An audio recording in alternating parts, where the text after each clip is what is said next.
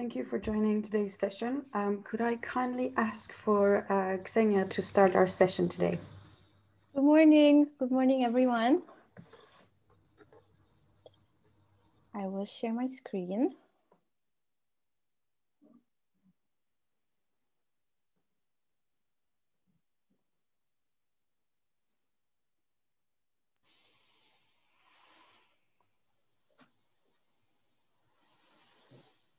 Can you see my screen?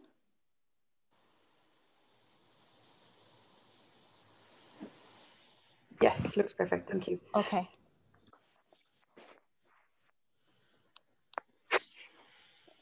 So, hello everyone, bonjour. I'm happy to welcome all of you, and it's a big honor for me to be presenting here today. And the topic that I'll be talking about is transcending the physical body, the influence of esports on digital fashion. Now, I would like to explain a little bit why a fashion enthusiast like me, who is absolutely not a gamer, decided to pick such a subject. In fact, it was in a casual conversation that I had with a friend of mine that I discovered how much the video gaming industry has evolved in the recent years. In fact, I discovered that people are actually spending real money in the virtual space and they're buying goods. And then it hit me. If people are ready to spend in the virtual world, then why isn't fashion there? Why aren't they paying fashion brands? And then this was what sparked my entire research.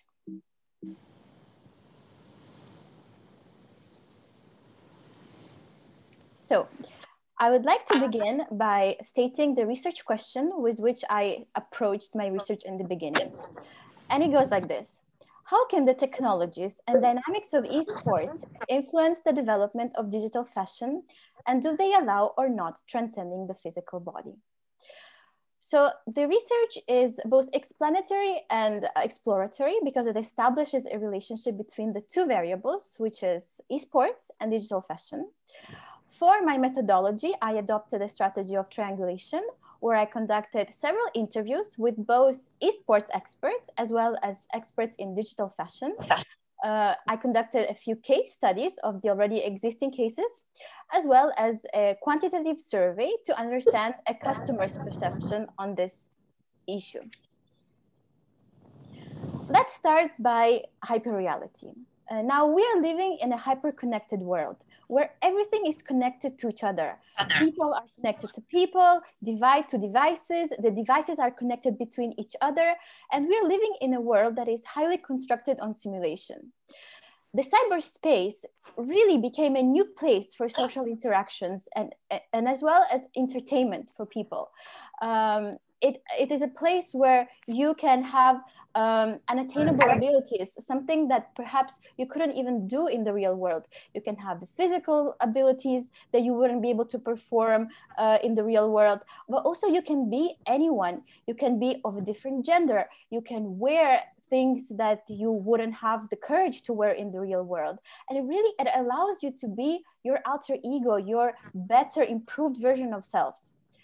Now, gamers were the pioneers in hyperreality because they were the first to actually accept this simulation as the truth because they began really living in this world. Now, let's talk a bit about esports and what this represents. Esports is competitive video gaming. I would like to emphasize why I chose esports and not just gaming.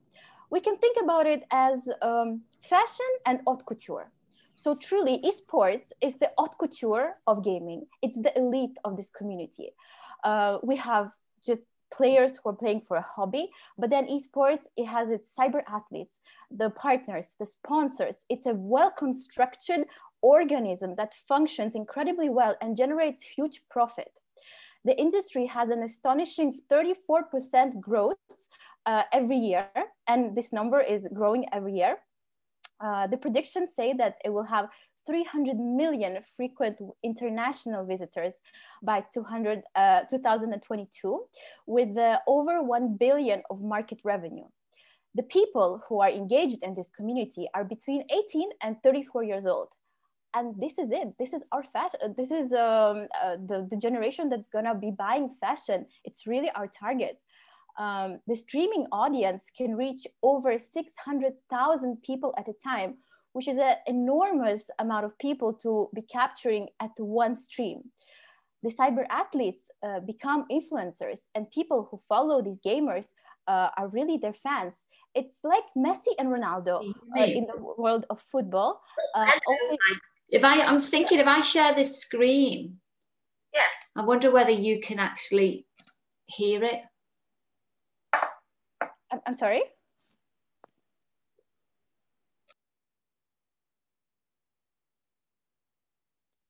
Can I continue? Is everything okay? Yes, I'm terribly sorry. Sorry, yes, it's fine. Okay, let me know if anything is, because I cannot see the faces. I'm just looking at my screen. So if anything, just interrupt me. So now that we are a bit more familiar with what is esports, I would like to move into digital fashion. What is digital fashion as a concept?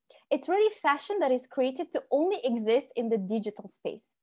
When I was talking to Carrie Murphy, who is the creative director of The Fabricant, who is the very first brand to ever exist only in the virtual world, he said that he created this brand in mind, really focusing on Generation Z and millennials.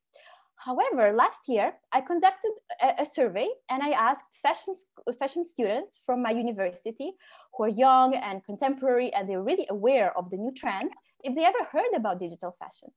And surprisingly, almost 60% of them said no. So it's really something completely recent and new. It requires 3D modeling tools, and you can see this is a CAD 3D program.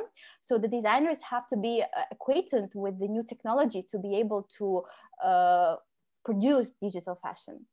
The digital fashion has lots of benefits, and one of the main ones is that it's limitless creativity. You can truly create something that couldn't possibly exist in the real world.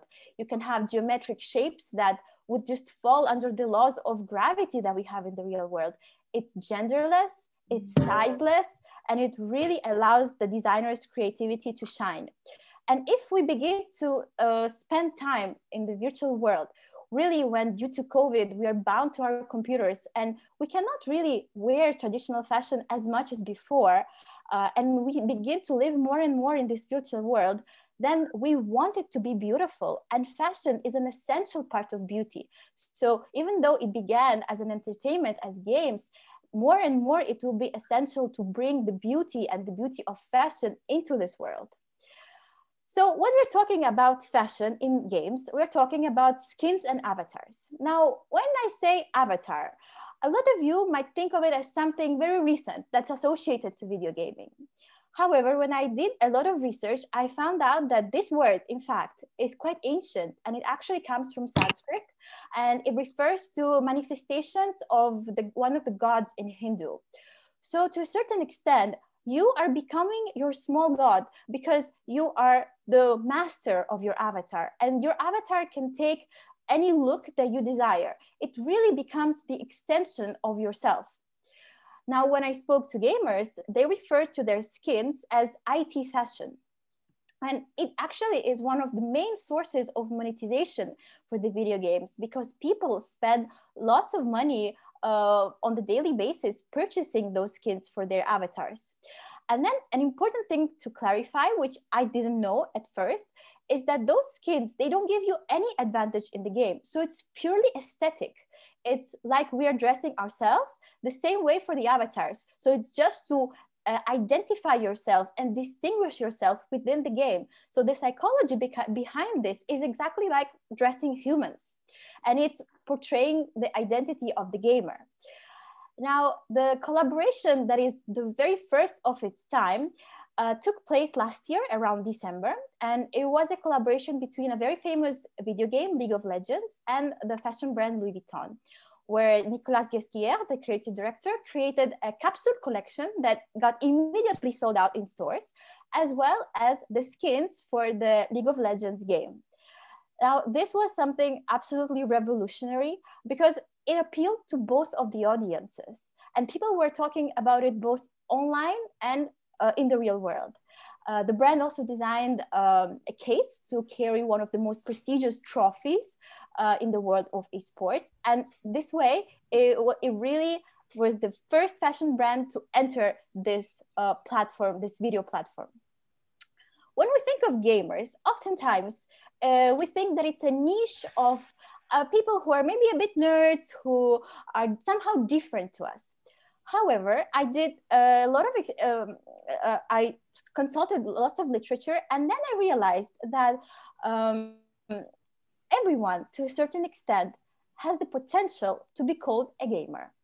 Now, let's look at the Maslow's hierarchy of needs. And when I started my analysis, I realized that gaming satisfies 4 out of 5 human needs. Apart, of course, from the very basic physiological needs like food and water and rest, for everything else, like esteem, belonging to a certain community, self-actualization, we can find all of this in games. So this has a huge potential for multiple industries. In fact, the concept of gamification is engaging the user. And when we have an avatar who is dressed in something, we develop a desire to own what this avatar has. Now, this is one of the principles on which a game application dressed is constructed upon. Or you are basically dressing an avatar, and then you can have a link to an e-commerce retailer to buy these items for yourself. Also, a different brand started to experiment with gamification, and we have Burberry, who introduced last year this application called B-Bounce, where you would jump from one cloud to another. It was quite a simple game to really be understood by a basic community, and it was really popular. So really, the fashion brands start to dip their feet into this new unexplored world. I think one of the biggest highlights of digital fashion and its advantages is, of course, the elimination of the environmental footprint. We're living truly in a society that is immersed in conspicuous consumption, where we are buying clothes that we don't need. And moreover, about 1 in 10 shoppers actually acknowledge buying clothes just to post them on social media. And in my survey, when I asked people if it happens to them to buy an item of clothing just for a picture, 34% of people who use social media accounts to show off their looks said, yes, we just buy it for a photo. It's such a waste, and it can really be replaced by a digital garment that doesn't affect the planet in this way.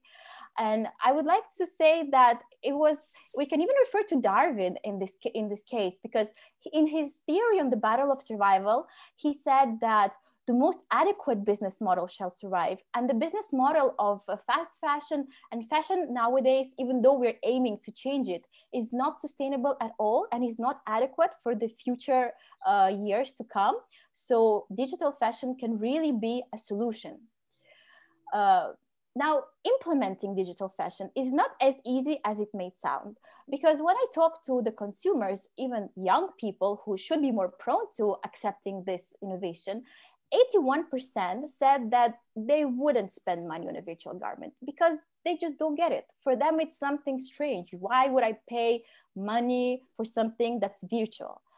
But then 50% of gamers who play around every day or even just once a month, they said that they would, because it's a native product for them. So I spoke to a lot of esports gamers, as well as people who made this their career and their business. And they said that gamers have a habit of regularly purchasing visual goods, and actually at various price points. There was a different case, an interesting case that was told to me by a community manager of WePlay, which is a Ukrainian American association of esports. And there was this Middle Eastern player who purchased a skin for his knife, so purely aesthetic skin, for over $30,000. So people who have the money are really ready to spend it in the virtual world. And we have to use this notion. And it's already a prepared segment. So people in the virtual world, the gamers, the fans of esports, they have a shared pattern of demand. And they're ready just to be approached and targeted. I then had a very interesting conversation with Max Bironogo, who is an executive producer, always in WePlay, which is this esports organization. And we started to brainstorm. So we began our conversation by this example of Marshmello, who is an American DJ, and how last year, in the beginning of last year, he presented his new album in a very famous shooter game called Fortnite. And then we thought, why couldn't this be fashion? Why couldn't physical and virtual realities intersect? For example, what Max proposed was were real models who would walk alongside holographic avatars of the in-game characters. This way, a traditional model would appear to a rather traditional audience, whereas an avatar would really capture the attention of gamers and young generation and speak in their language. Just a few months after we had this conversation, I witnessed the opening of the League of Legends Championship, and this in-game group called True Damage, so all of the performers are actually avatars, they performed alongside the real world artists. So this type of synthesis really can happen if it happens in the field of music. Why can't it happen in the field of fashion? Something very interesting that I read recently is that Burberry presented its Spring-Summer 21 collection on Twitch. Now, Twitch is a streaming platform for gamers, and Burberry was in fact the very first brand to ever do this. Unfortunately, it didn't have much success because the video was very traditional and static. It was rather a fashion film that was put on this platform. However, I strongly believe that the potential of this platform for fashion brands is really huge, because we were living in a 2D marketing world with social media. At a certain point, it was, of course, very innovative with influencers and everything. But now a static, very edited image on Instagram or on Facebook really doesn't give this live, this spontaneous feeling. And this is where the world is going, because virtual world is a world. It's something that's real to a certain extent, because you're witnessing a stream. It's something that's happening live. So I really believe that this is going to be a transition, and brands should really pay attention to this platform and think of innovative ways to interact with it. Now, to conclude, when I was brainstorming about this topic, I envisioned this Venn diagram that really shows various intersections between traditional clothes, gaming gear and gaming fashion, as well as digital fashion. So these circles, they intersect at different points. So for example, we can combine digital fashion and gaming fashion, and we would have skins. Or we have digital fashion and physical fashion, and we have a retailer like Carlings. It's a Scandinavian retailer who made a virtual collection to build on his physical collection. But there is this center point in the middle where all three areas intersect. And this is where I see the most possibility for the fashion industry. And this is what is represented by the Louis Vuitton and League of Legends collaboration. So this is truly a transition between physical and digital fashion. You have traditional clothes to be worn outside and clothes for your skins, because of course, wearing clothes will always remain inevitable.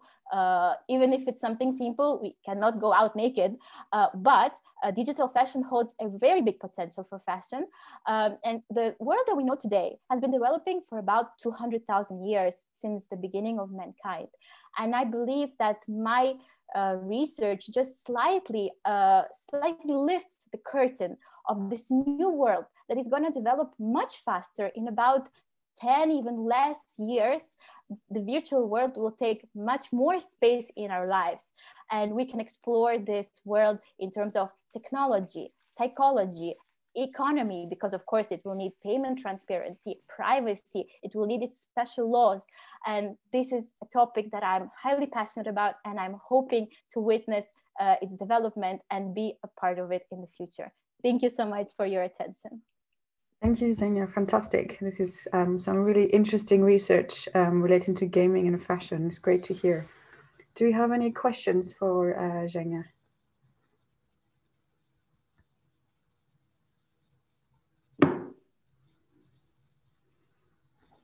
You can either type it in the chat box or unmute your microphone and ask a question directly.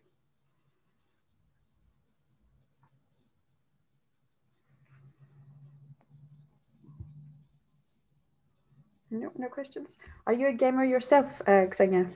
No, this is what I was saying in the beginning, which I know is very arrogant in a way to be talking and approaching this subject by not being a gamer myself. But I'm really a fashion lover. I've been following fashion my whole life. I studied in a fashion university, and I just saw this and it hit me because, you know, designers and fashion enthusiasts, they wouldn't think of gaming as such an important part of the community. And at the same time, gamers, I spoke to them, they don't care about traditional fashion. Louis Vuitton fashion show, Chanel, for them, it's not a big deal. But I think if you find the right way to link these two, it can be a huge possibility. Fantastic, excellent. That is really interesting to see. I would definitely follow your research. If we don't have any questions now, we can wait afterwards after all of the speakers have presented their research, and then we can ask more questions. Could I kindly ask Tavares and Magalhães, I'm sorry if I'm pronouncing your names wrong, to present your research, please. Okay. Just a minute. Okay. Great. Could I kindly ask everyone else to mute their microphones, please? Thank you.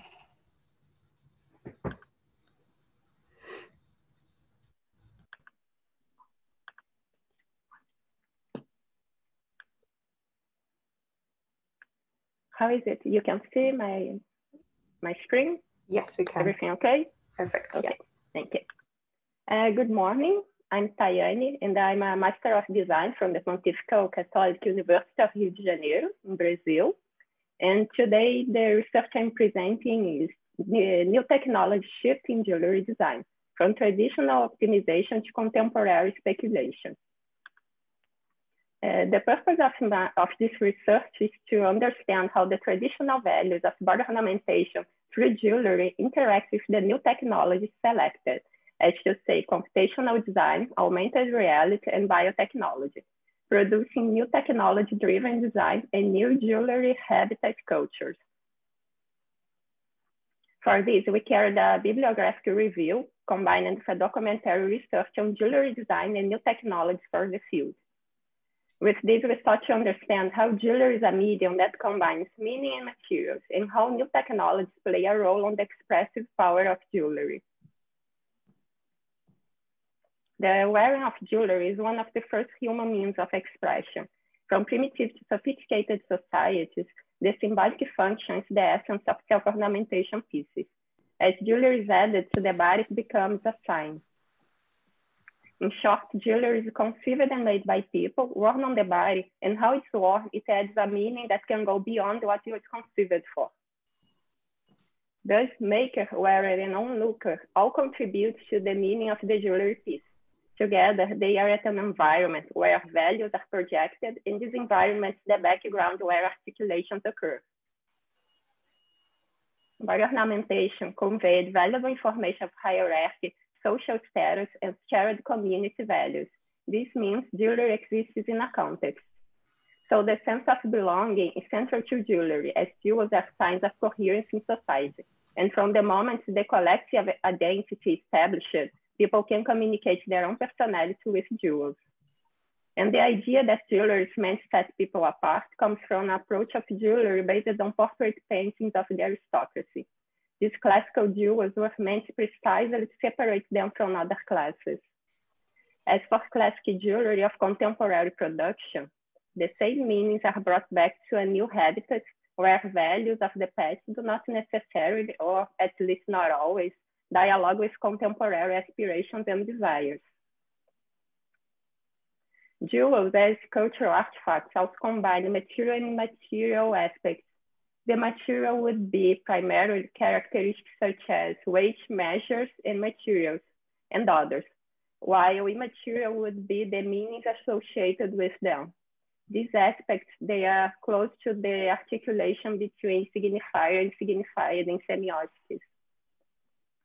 There is a relationship of interdependence between them.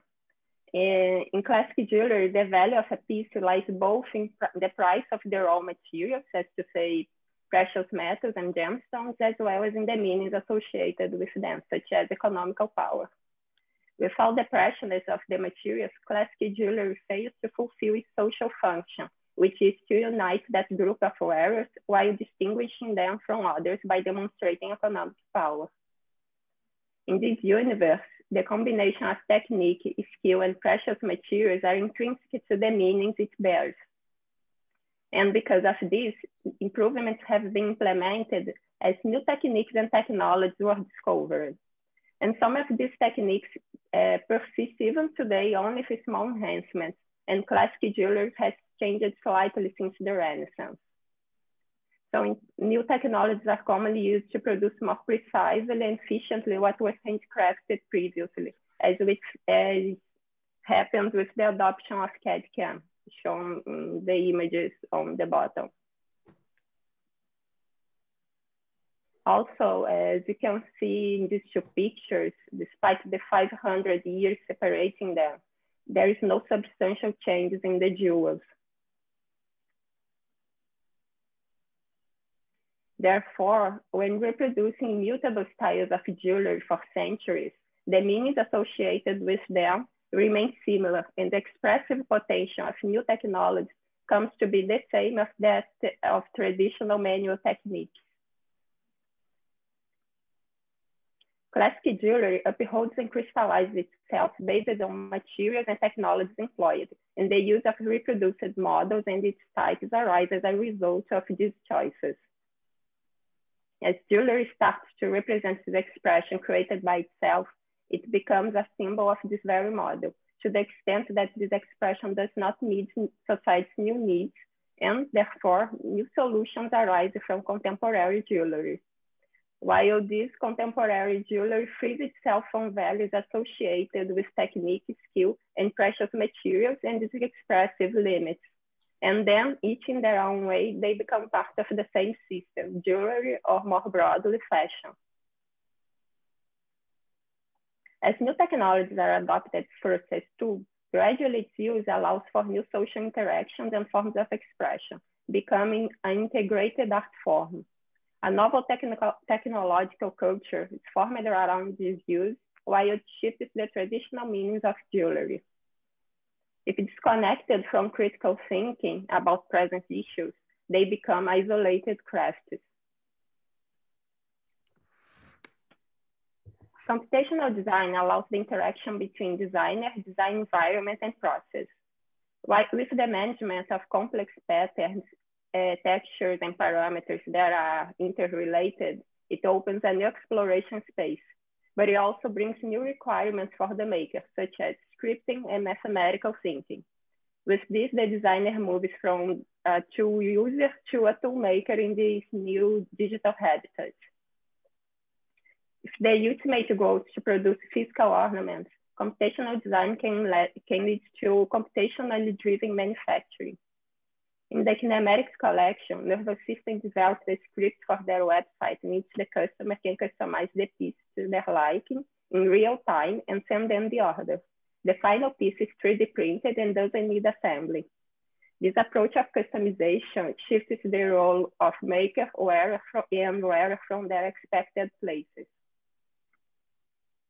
In the project Superabundance, Mox Studio creates a mask combining computational design and 3D printing. The body is viewed as a territory for the biodigital entity of the mask that covers the entire face. In this speculative project, the boundaries among human, objects, and environment are blurred.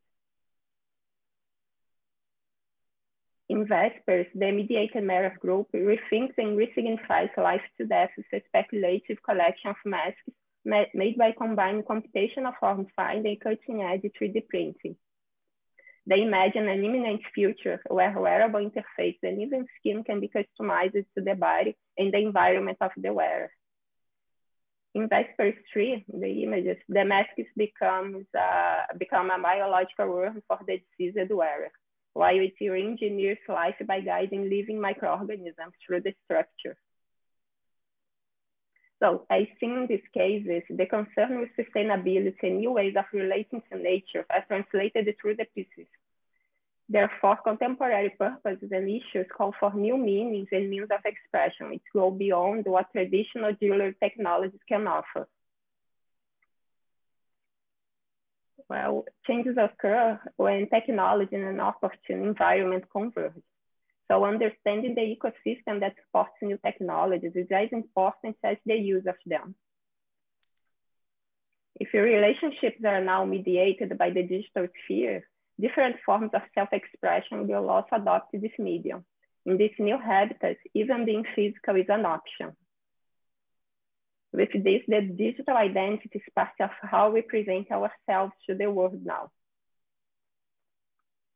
With the widespread adoption of smartphones and new facial recognition algorithms, augmented reality filters have been largely worn on social media.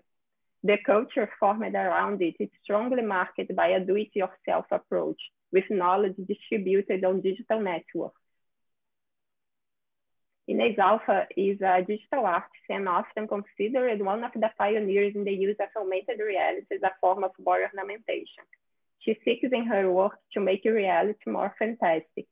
And for that, she uses AR filters to explore beauty through technology. The artist believes that in the future, augmented reality lenses will be common, and this form of ornamentation through filters will be pervasive. Voica, on the other hand, presented at the Memoir, a mixed reality collection of jewelry in which she takes a speculative approach to discussing raise awareness of the climate crisis and the implications of design in this context. For this, she uses AR filters and 3D printed biodegradable pieces to present a waste-free production method. Voica's work overcomes the barriers between physical and virtual while reflecting the habitats in which body ornamentation is located nowadays. We live in the physical world, but mediated by digital technology and consuming both physical and virtual products. As shown, design can help explore future scenarios before they happen through tangible examples that are open to discussion and debate, contributing with the regulations that ensure the most humane, ethical, and desirable futures will become reality. Also, while opening space for discussion, it helps understanding the present, and that's the case for biotechnology. Biotechnologies are still emerging technologies, and there's a need for maturation until they are readily available. So speculative projects are necessary to explore possibilities that guide their development in an ethical manner. The designer M. Comidon believes biotechnology is going to give completely new materials and tools to be explored by the designers in the future. Instead of being made as we do today, they will be grown, blurring the role of the designer, the craftsman, and the scientist. In this scenario, our bodies and those of other species could be manipulated to solve the complex problems that we face today. For example, she states that ivory could be ethically grown. However, synthetic ivory can already be crafted cheaper and to the same standards as genuine ivory, but this has not diminished the ivory illegal trade. This shows how the projected situations do not always unfold as we hope, as different and unexpected directions can be taken with the influence of the habitats and people. And although the future is unpredictable, the discussion of speculative scenarios provides the basis for action. So, in conclusion, the work of these professionals pushes the limits of jewelry design through digital and biotechnology, as they enter the field of innovation of meanings and speculation, as they displace technology, at the same time reformulating the meanings of bioornamentation according to today's societies.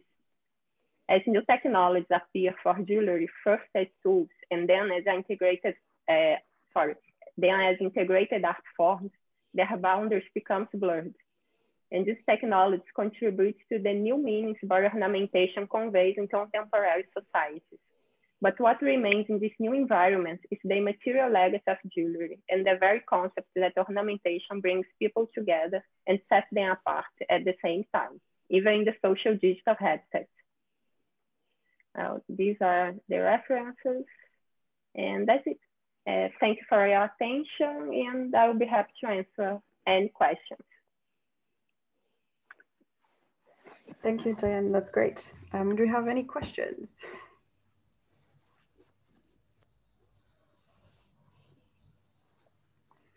No?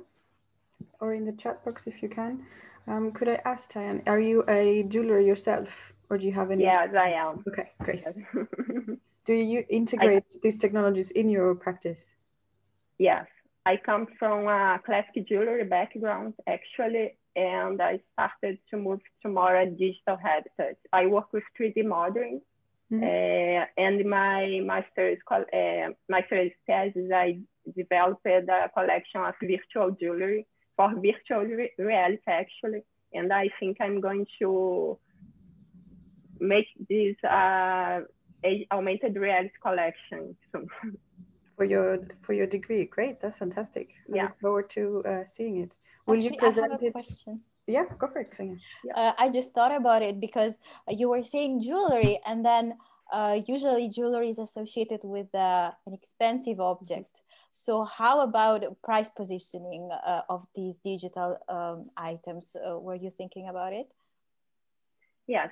So there is something that's called contemporary jewelry. Some people associate it more with art and other people more with fashion and design.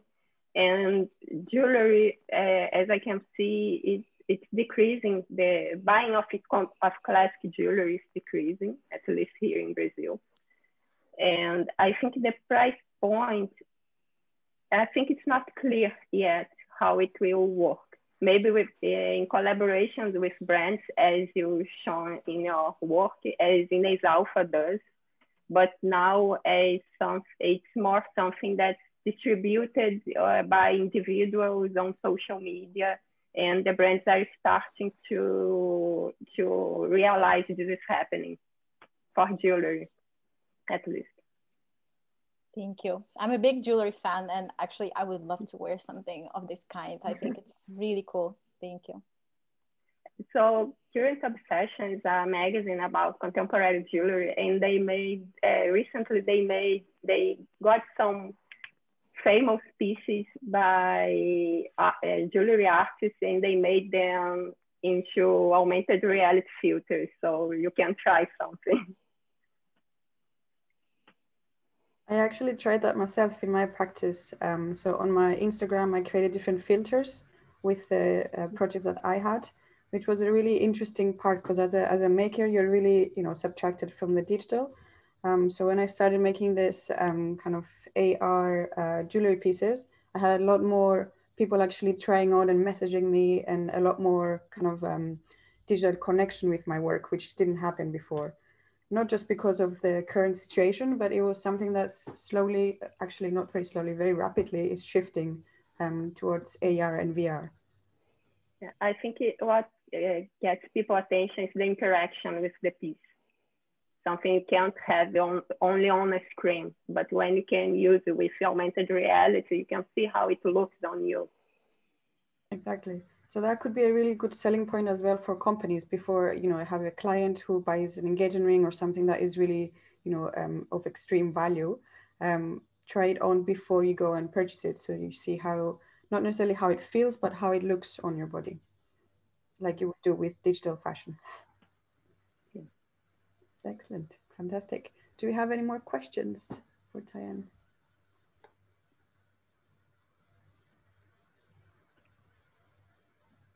No. Okay. We can start. I'll start my presentation, and then at the end we can have a little discussion afterwards all together. Okay. So let me see how I do this.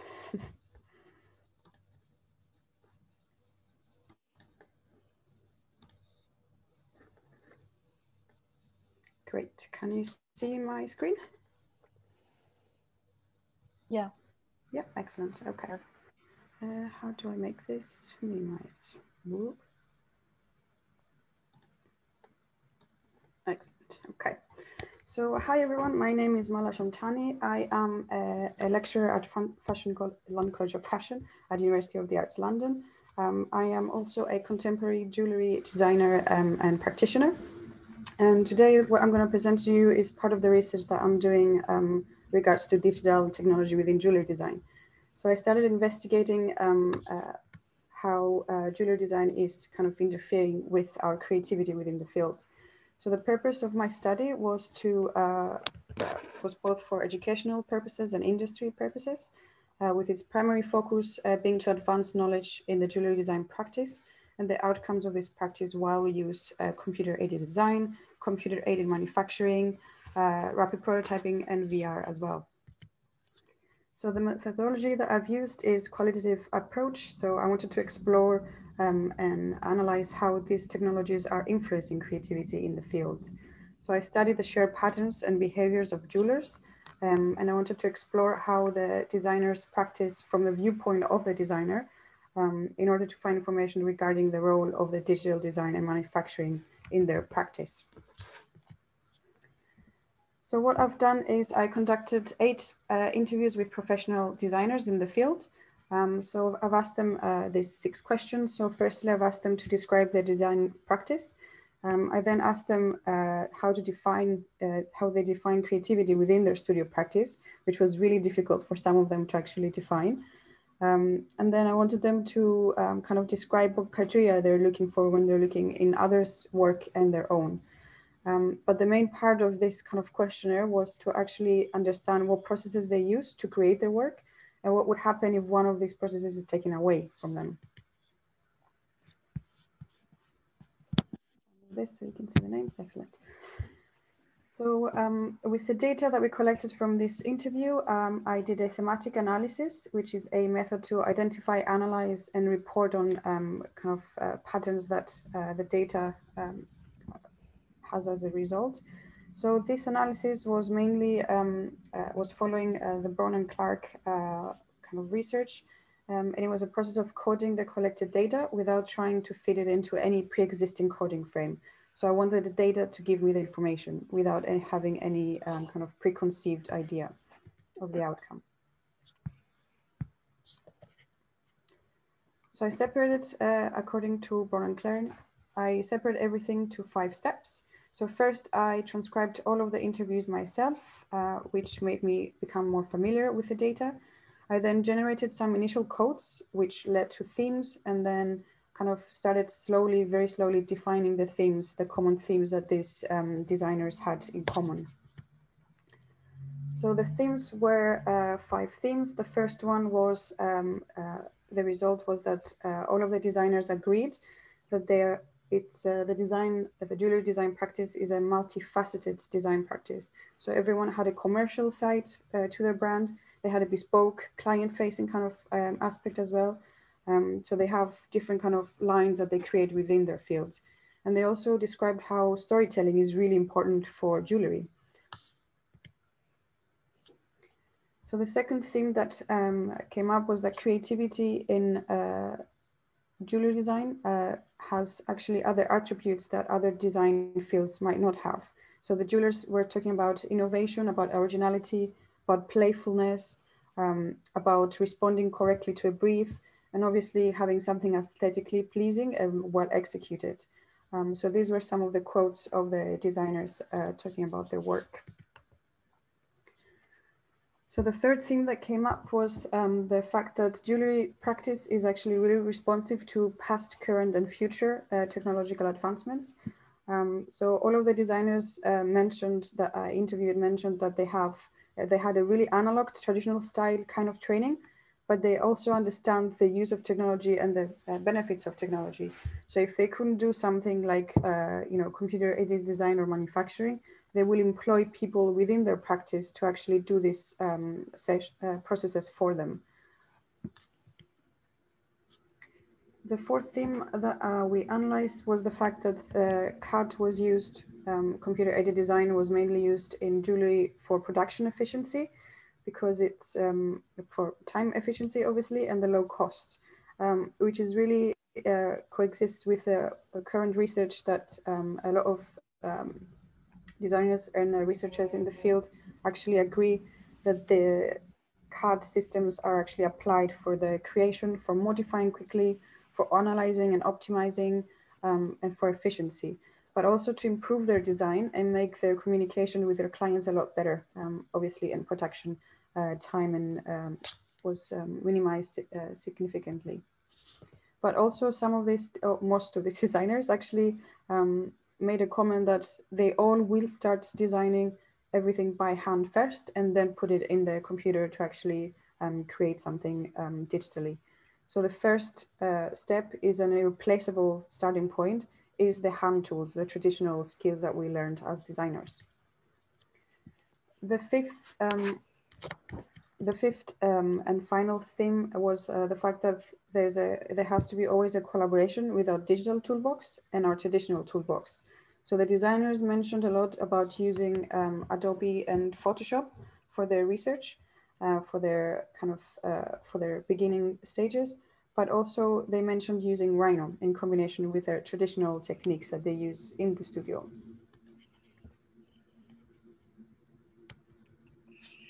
So, one of these statements that really got me thinking after in this kind of research that I was doing, one of the designers, actually this little quote that she gave me, she was stating that if there's someone in your team that knows how to use CAD, it's very different if they're a jeweler knowing how to use CAD. So it's actually really important to actually have traditional training and also combine it with jewelry. Because if we have someone who just knows how to do CAD, they can design everything for you, everything you give them. But if it's someone who knows how things will work and how things will actually come out in the end as a goldsmith, then the design actually will be something worth printing. So she made the comment that if it was somebody who is not a maker, but knows how to use CAD, would probably just very easily CAD everything up. And then it will be an object that shouldn't have been made because it doesn't make any sense, any production capabilities. So the findings of our research was basically that jewelry creativity may have new attributes to add to existing theory. So the jewelers mentioned quite a lot, all of them, they mentioned that curiosity and playfulness are really important attributes. They also mentioned experimentation with processes and materials being really important. So going back to what Xenia said before about materials, about preciousness of materials, that is not really the case anymore within contemporary jewelry. It could be any kind of material and process. Actually, the more intricate the process is, the more appealing the piece could seem to the buyer or to the jeweler who's making it. So this freedom and stepping away from, the traditional goldsmithing techniques gives a different innovation to the field. So we're stepping out of our comfort zone and we're having no fear to improvise and play around, even if it's a physical piece that uses these digital technologies, or if it's a digital piece using full-on 100% a digital outcome. So one of the other findings that we found was CAD and CAM is applied to assist in creation, to modify and analyze for optimization, to facilitate efficiency and increase the designer's productivity. Most of the times it also improves the design because you can analyze if something will go wrong in the production line. And you can develop better communication of your design ideas. So you can show a finished design to your client without actually it being made. You can show a 3D model of it and communicate better with your client.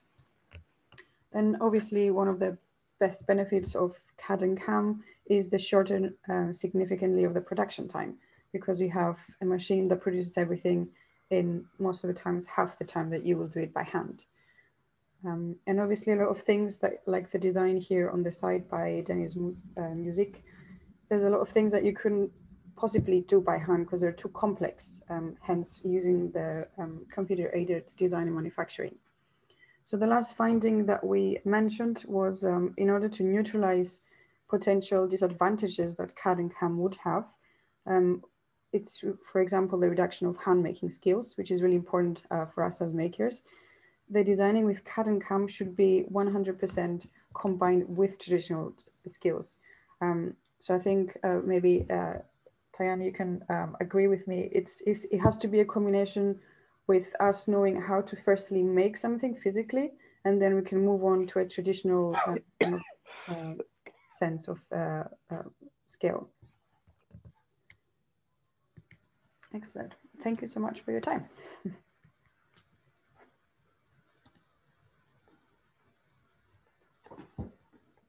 do we have any questions?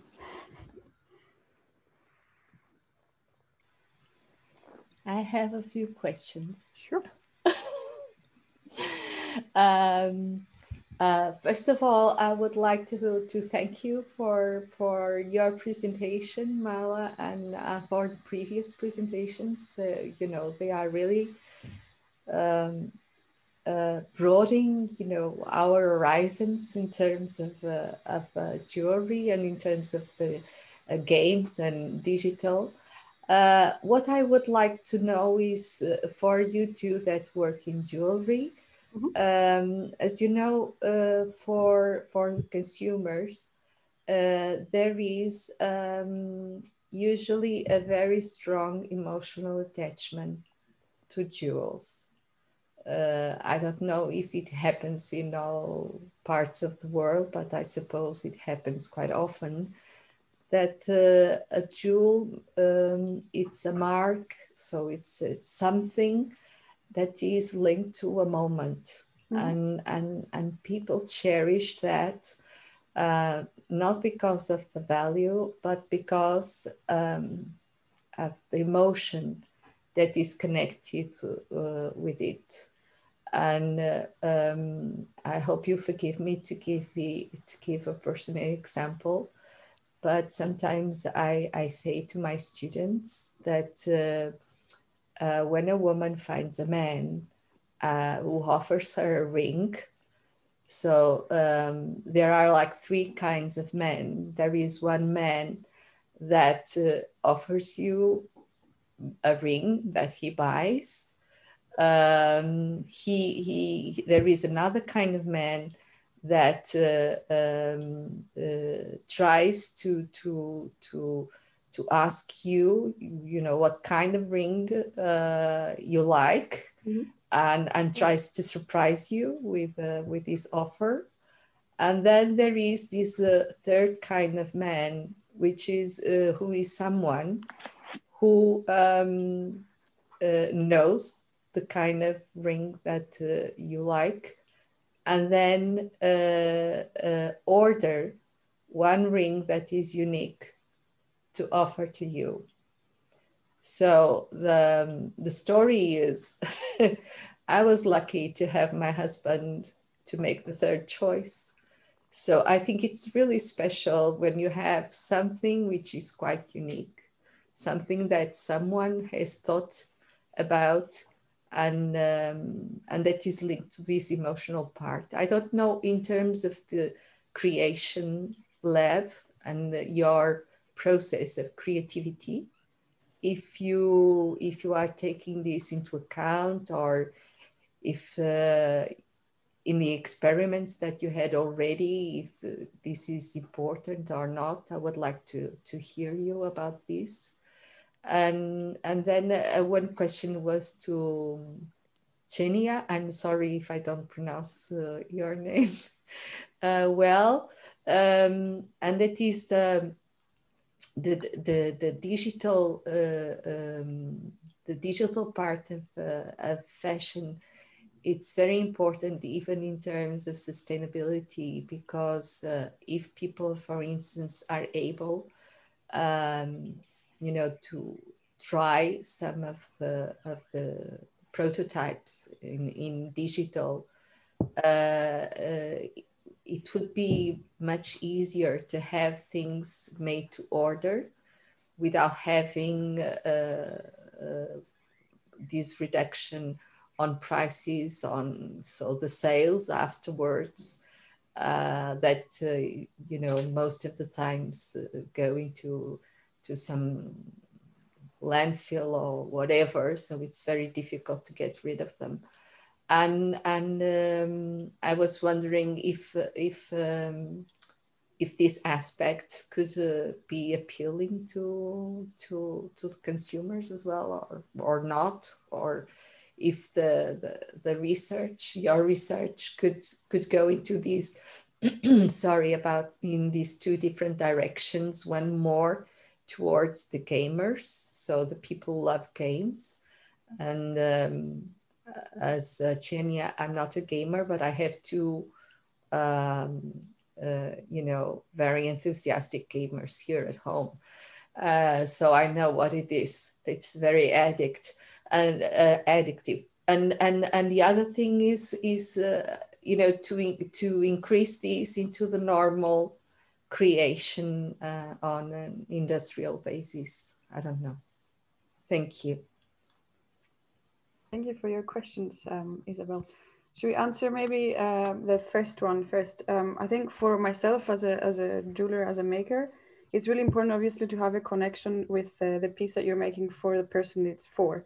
So I think that's what technology really allowed us to do. So you can, for example, if your partner has a favorite song that you would like to share with them, you can imprint the music layers on a piece of jewelry. So you could use technology to actually make a deeper connection with the piece, with your client, and then with the owner of the piece.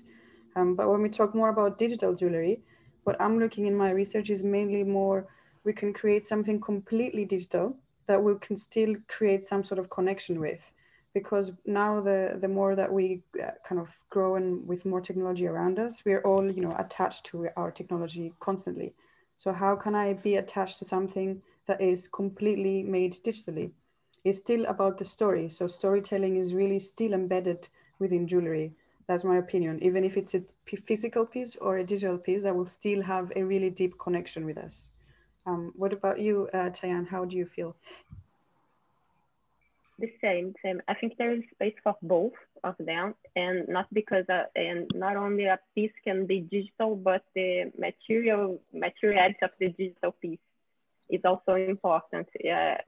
As we are etched to our avatars and how in games, will be etched to digital jewelry, especially if something customized as it happens.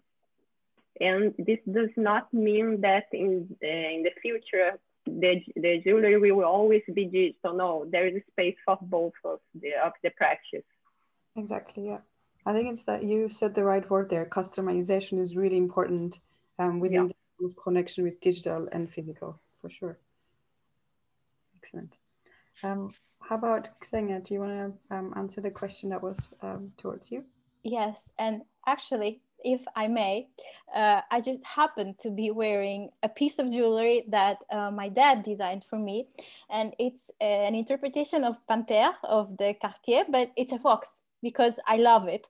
It's my favorite animal, and he gifted this to me for my graduation from university, and I wear this every day. And so when you were talking, I couldn't not mention it, and I was thinking, you know, if we spend more and more time in the digital space, if I wear it every day and I love it, it has a very sentimental value because he gave it the day of my graduation.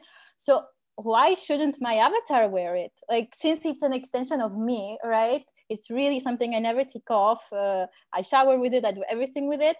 Like, I think to, you know, add a bit to what you were saying, I would love to have this also digitally, because I think sentimental value doesn't go anywhere, you know, if it's digital or real. I apologize for jumping in that question that was addressed to you.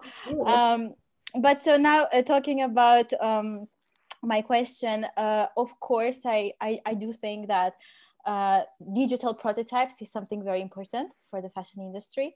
And I believe that that's already something that's being implemented in some companies, little startups. I think that one startup was acquired by LVMH maybe about a year or year and a half ago of digital prototyping. And it was like a mirror where you could see yourself in a digital garment. So it's definitely something that's being implemented, and it would help, of course, to reduce the waste from the traditional fashion industry. And you know, you said the gamings were addictive, and I agree here. But that was actually one of the points of discussion that I had with the gamers from esports. And they were saying that if you think about it, everything can be addictive, and you can compare games to alcohol, you know, or drugs. And it doesn't mean that you should never have a glass of wine, or, you know, it's just the matter of For kids, it's parental control. Of course, you need to do it in moderation because they are not mature enough to limit themselves. But to a certain extent, even overeating chocolate or junk food, you know, taking something to an extreme can be addictive in any perspective. So I don't think it's a danger. It's just something to be aware of. And eventually, you know, if I was to develop my research further, that would be one of the things to consider as well. And definitely, you know, digital fashion, it can go both ways, as Isabel, you were saying, so both towards digital, completely digital, so a virtual world, and also physical fashion as a tool, you know, to help reduce waste, to help make production more sustainable. So I see potential in both. It's just why I chose to focus on digital, on fully digital, like digital world, is because seeing the horrible situation happening nowadays, and I go out at best once a week, putting all of the best clothes I own, because that's the only chance I get to wear to the supermarket. I thought that, you know, we don't know how the world is going to evolve, and how long we'll be bound to computers at home. And if I'm able to live these emotions virtually and not in real life, unfortunately, then it's something the fashion has to focus on as well. So, yeah. I'd like to say some words to Isabel. First of all, I'm very happy to see you, even digitally, but I think very happy to see you also, Claudia. Yeah, and it's a great honor to stay here, and happily only digitally, but this is our new ambient. And so we see here how can we socialize digitally, and someone never opens the video, and my students do the same. So I don't know how we will work on this new situation, that we can choose expose or not to expose. So I think the fashion system will interact with this new situation, and I'm very interested in how technology will find its own place on that, and how this mixing words will influence each other. So we have a new, really real new place to play as a designer and as a researcher. But mainly I'd like to say that you are very crazy to maintain this space for us, and I'd like to thank you, and everything it's okay, and we are, yeah, we missing, I am missing you, but it's very nice to see you again. Thank you. You are too kind. I'm really happy to be here with you all. And I learned so much in each edition. You can't imagine how much I learned from everyone. So I'm really grateful. Thank you.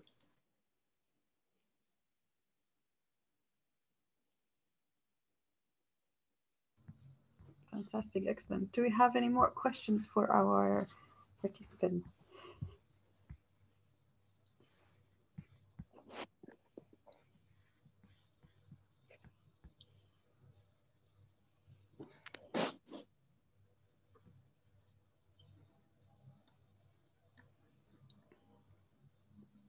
Great. I guess that's it then. It's fantastic to meet all of you. I'm sure we'll find everyone online. It was really great to see everyone's research. And I'm sure we'll meet again in the future when we can go physically to conferences, maybe in 2 years' time, but still that will happen. It was great meeting all of you. Thank you.